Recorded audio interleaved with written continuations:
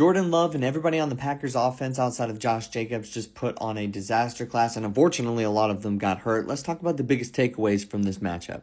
First of all, before we get to the Packers and their ineptitude on offense, let's talk about the Eagles. They looked sharp, but at times today, a little underwhelming.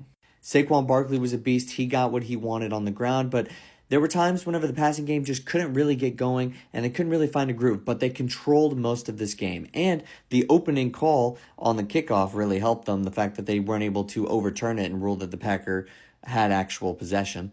That gave them momentum, and they were up 10-0, and it seemed like they were never really going to relinquish that to the Packers. And they never ended up having to play from behind, which was a good thing for this Eagles team. Moving to the Packers, they had a really, really disappointing game. This was probably their worst football game all year, and it certainly was their worst first half all year, and LaFleur said that at halftime. They were the clear third team in the division this season, and I honestly thought that they were going to compete better and were going to potentially even cover this game against the Eagles, but they weren't able to do that. They're going to have to go back to the drawing board next year, see what they got. All their receivers ended up getting hurt today, so that obviously really hurt them as well. But Jordan Love, man, that was a really, really poor game, and there were a couple of those throws, specifically the interceptions, where it's like, man, what are we doing?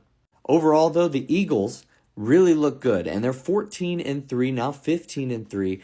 Don't forget about them. I feel like we all easily forget how good the Eagles can be. Well, they're surging, and they're playing good football at the right time, and they got this guy right here. Changes a lot for them.